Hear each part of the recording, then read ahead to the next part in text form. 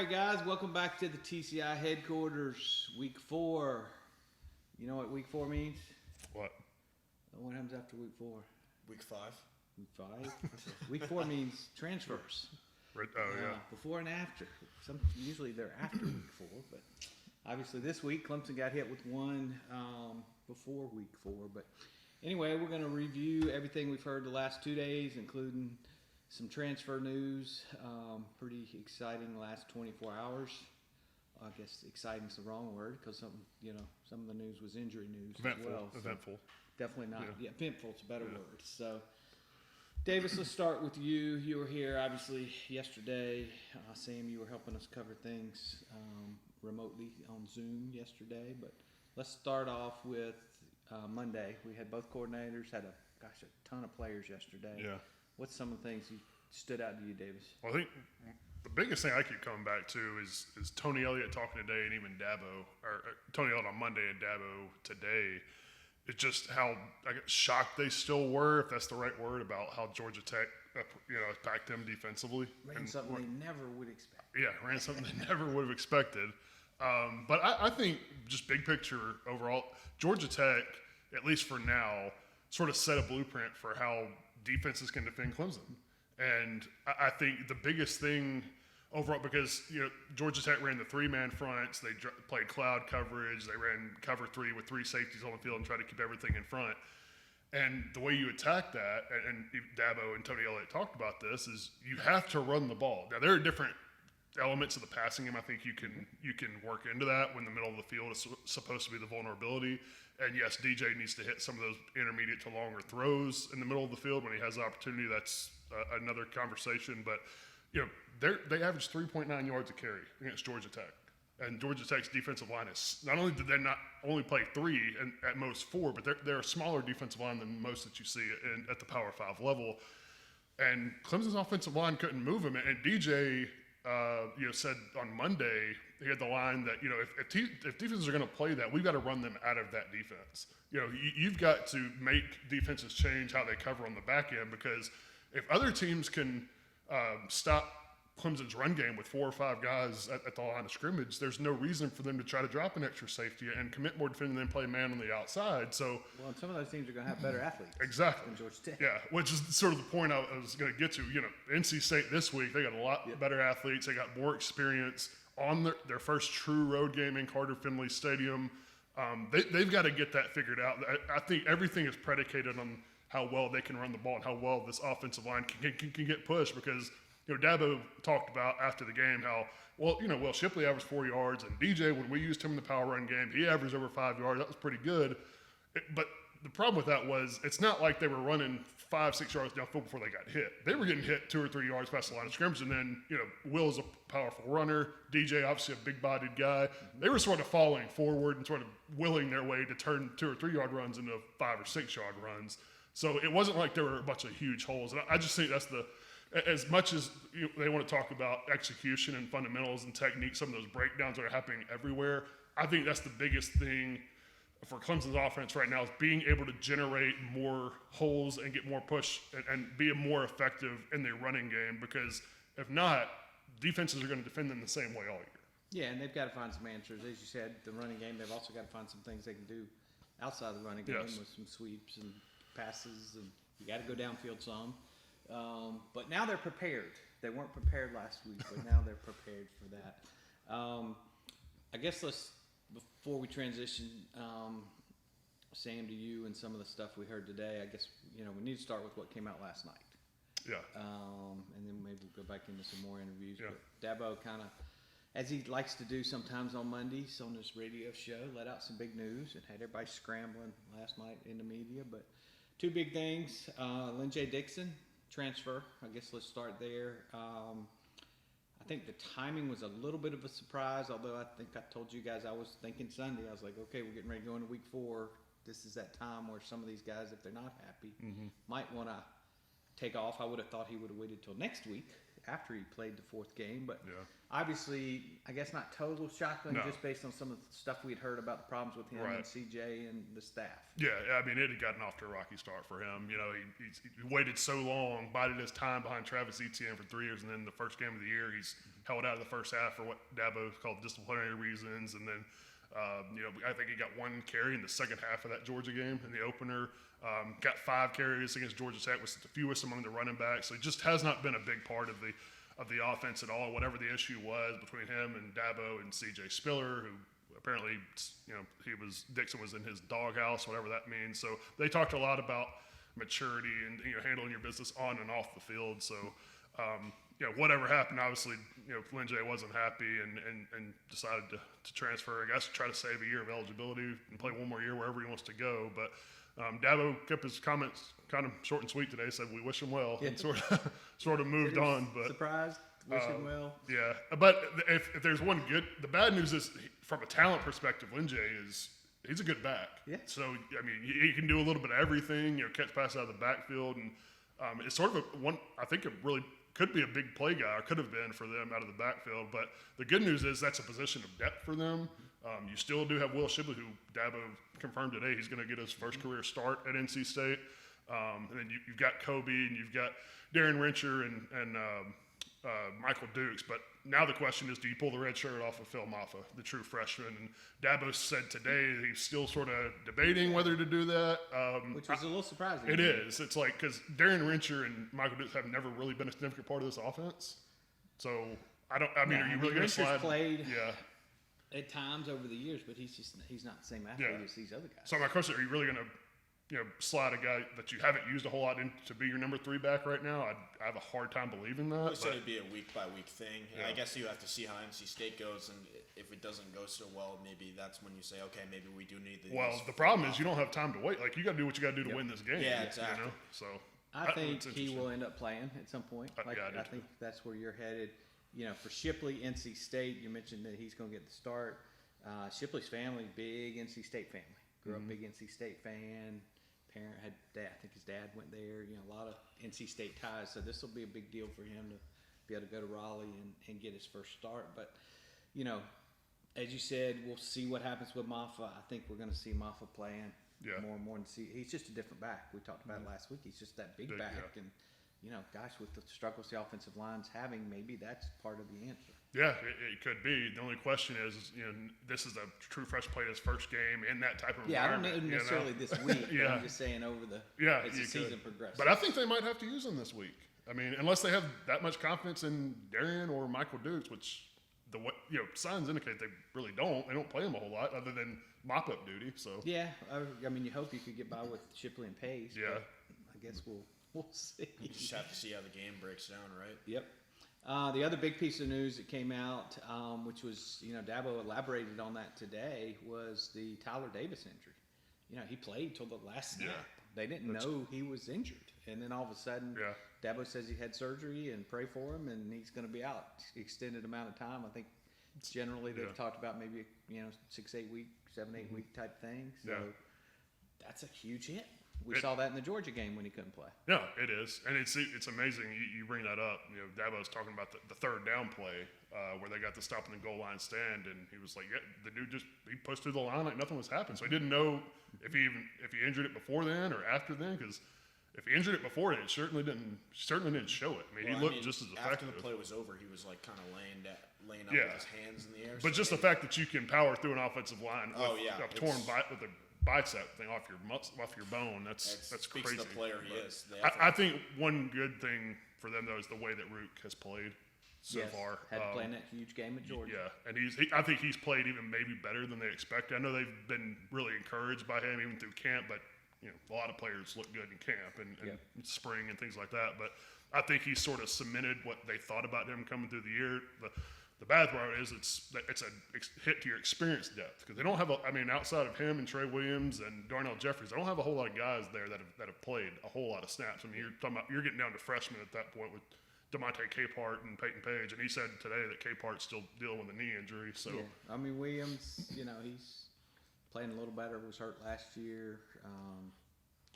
Jeffries has been there, but he just hasn't been a big time contributor. obviously you've got some bodies at DN that you can move in there, and Venables can kind of get creative and do some odd front, some other things. Davis is such a good player that we were starting to see that. Now the good news, and you wrote about this, I think we ran this morning, is if you're looking ahead till next year, which fans like to do sometimes, especially if teams struggling a little bit, I think the odds are he's back next year. Whereas going into the season, I would have thought the odds were he was going to have a big season and be gone to the NFL. Yeah, I could see both sides of that argument where you might say, yeah, he might come back because he wants to get healthy again and maybe put a full season's worth of tape out there to try to improve his draft stock. I could also see where he sits there and says, I've gotten 3 years of college. I've already been dealing with a bunch of injuries. Now I'm dealing with this one. Do I really want to come back and risk another injury in college and not get paid? NFL teams aren't going to – they're going to want to see a healthy year. They're not going to want to have somebody coming in that injured. Plus, it's a huge – if he goes out right after this season and doesn't play a lot coming back, he's got a chance to be a first-round draft pick. He's going to be a last day draft pick if he pulls that. Yeah, I'm just thinking from his perspective, he might think, well, if I go back and get hurt, I might not even get drafted again. You know what I'm saying? Yeah. I mean, I could see both sides of it. I mean, I think there's a chance he doesn't. Dabo does a good job, and obviously they got scouts over there all the time. They have their own setup in the complex, so they'll get the information from the league before January, and he'll have that data. My gut tells me right now, I think he's probably coming back now, but obviously it's his decision, his family decision. Well, there's no doubt it's unfortunate for him because he does have an NFL future. Oh yeah. And so this sort of. But he's got to. Well, we'll see if this. He's got to get healthy. Yeah. And be able to stay healthy. Last year he was, dealing with a lot of injuries as well. All right, Sam, we had a lot of players roll through here on Tuesday. That was a joke, guys. Had one player. But a big-time player that had a big-time performance, and a guy that found out about maybe 10 minutes before game time or something that he was going to get to start. Talk to us a little bit about what you're from Bentley.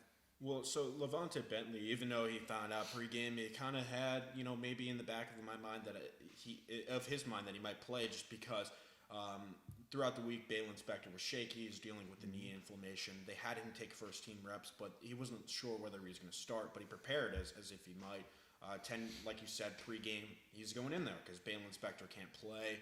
And he talked about that, and I mean, I think, his comments were very, he didn't really delve deep into it, but what Dabo had to say about him is, that is pretty much the example of how you prepare. And he's pretty much the example of how you prepare to play, even if you might not play. And he went in there, and he had a team-high 13 tackles, a team-high 3 tackles for loss, and a sack. And, I mean, he really missed a beat, and he even played probably better than I think a lot of us would have expected for some guy who finds out he's playing maybe less than an hour before the game. So I was impressed with the way he played. And Davis and I talked about this earlier. He might force Clemson's hand, or where, Balin Spector might not be able to be out there for the entire game like he has been, because Bentley is just too good to leave off the field. And maybe we'll see some mixing and matching and getting some rotations in there. But, he kind of just talked about how he's learned from, who better to learn from than Skowski and Spector, about how to be a consummate professional and really come in there and learn how to prepare and learn the defense. So Clemson, obviously, they have a lot of depth at that position, but in players around the same age. But Bentley's just come in there and just been better than not better, but the preparation, the execution, the effort has just been there. And, he made the most of his opportunity. I mean, I think he came in, and when the game was out of hand against South Carolina State, and he only had 1 tackle, and he said he kind of manifested having a big game against Georgia Tech, and it came out that way. I mean, without him, I don't know how the defense fares if you have to have McGuire in there for the entire game, or Kane Patterson. But I mean, he looked like he belonged out there like a natural. So it was good to hear from him today. He's an athlete, and he showed flashes last year. He just didn't get a lot of opportunities. Came in as highly regarded recruit. I think he's a different athlete than Spector. Yeah, again, Spector and Skowski, they know where to be. They know all of that. But Bentley's just he's a load, and he's a better athlete. So, the future looks kind of exciting there. And on that 4th down stop, you had Barrett Carter in there as well. So, the future at linebacker for Clemson. And we saw what Jeremiah Trotter Jr. Yeah, did Trotter against South Jr., Carolina State. but, Simpson, Bentley, you think about some of those guys, Carter, some of those guys that'll be in there next year. Your linebacker core next year is going to be a lot more athletic. They're going to lose all that experience, and obviously Skowski knew where to be to make that stop. So it's kind of a catch-22, but it was great to see him better for Bentley to learn from up. than Skowski and Spector. Yep. All right, Davis. Obviously, we got Dabo today. We talked about some of the highlights that carried over from his show. What are some of the other things you took out of his comments today? Turnovers, or I guess they're lucky not to have more turnovers with as much as they put the ball. Did they say it was 7 that they put the ball? 7 in the last 2 games, Wow. but they fumbled 11 times in the first 3 games, and they've only lost 2, Yeah. which he called a miracle, and I completely agree with. So, yeah, I mean, beyond the execution and the breakdowns in technique and fundamentals and things, that's one of the biggest ones. I mean, you can't keep putting the ball on the ground, and particularly right now with this offense lacking the explosive plays where they're having to put together 10, 11, 12 play drives just to score. You got to hold on to the ball because we saw it against Georgia Tech. Then in that fourth quarter, they make that drive there at the beginning of the quarter, and then DJ fumbles, and all that work for naught. So that's one thing. And then I asked Dabo specifically about the lack of explosives and what he attributes that to, and he didn't like your question. he just basically said Georgia's good, and Georgia Tech and South Carolina State dropped everybody into coverage, so we couldn't do anything. Which, okay, but at some point, you got to figure out a way to do this. Part of that sentence you just said was Georgia Tech and South Carolina State. Exactly. Right? Yeah. Like you ought to be able to, at some point, It doesn't matter what they're doing. Well, to an extent, I understand what he's saying, but it's also like there's different ways. Even if they're dropping 4, playing cover 4 quarters, and like get some Justin Ross and Shipley, get some of these guys out in space underneath, or where they're one-on-one, and at that point, you would expect those guys to break a few tackles, make some plays, turn some short gainers into long gainers, and try to do that. And some of that too goes back to the offensive line in the run game. You got to open up some holes there. Another thing we haven't seen is they haven't really had DJ take the top off the defense and try and stretch the ball down the field and take a shot down the field with the speed that they have at receiver too. Yeah. So Dabo's been getting questioned about. Yeah, I wonder if that, with his lack of accuracy right now, if they're just hesitant to do some of that. I mean, they're dialing up like 2 or 3 a game, but we even saw the back shoulder throw he tried to make to Joseph Ngata early in that game. I mean, it hit him in the foot. So probably they need him to make those easier throws before they can trust him to. I think some of what we've seen too, and people think I'm defending the coaches here, but I'm not. You're playing South Carolina State. You're playing Georgia Tech. You know you got NC State coming. When you're putting those game plans together for South Carolina and Georgia Tech, you're being pretty vanilla on what you're going to call. Obviously, you got in that game in the second half, and you had to kind of figure out, make sure you're going to win that game. Yeah. But I think there's some things that they are saving for some of the tougher opponents. They always do that. So hopefully, some of what you guys are saying, some of that creativity and some of those other things are there. They hadn't rolled them out yet. Well, here's the thing: they will not have any more excuses after what Georgia Tech did to them, because they said, now we're prepared for it. Now we're planning for it. We know what's coming. So if the offense isn't any better this week, you can't. It won't be able to come back and say next week, well, we weren't prepared. Like this will all be on the players and coaches and how they execute against whatever they see against NC State. Well, leading up to this week, last week it was the week of Will Taylor, right? And we didn't really see him against Georgia Tech. We saw that one jet sweep. And that was it. Yeah. So maybe they try to get him more involved or something. Well, the guy that got more involved and didn't make the big plays, although he had one really big catch, Justin Ross, I think, had 7 catches. 6 or 7. Yeah. So they weren't long. Right. But for him to get 7 catches, that's that's definitely progress from the first couple of games. That's starting for him to get more back. Hey, I'm back. I'm getting in the mix.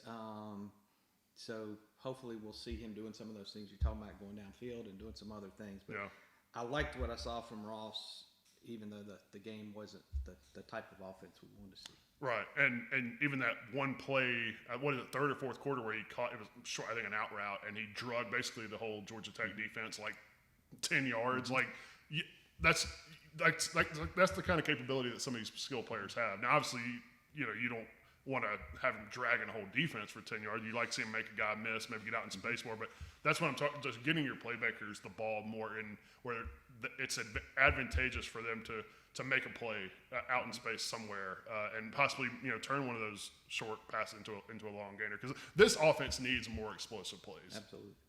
All right, guys, that's a pretty good rundown of what we've heard Monday, Tuesday. A lot of talk, a lot of questions.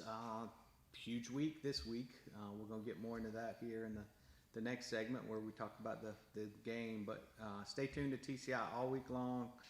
I don't think there's a bigger game week that we'll face this year. So we got everything covered. A lot of stuff headed your way. Some analysis from these guys and different things as we head up to game time. 3:30 kick in Raleigh. Of course, we'll be there to cover the game. So stay tuned to TCI for the most complete coverage of Clemson football and recruiting.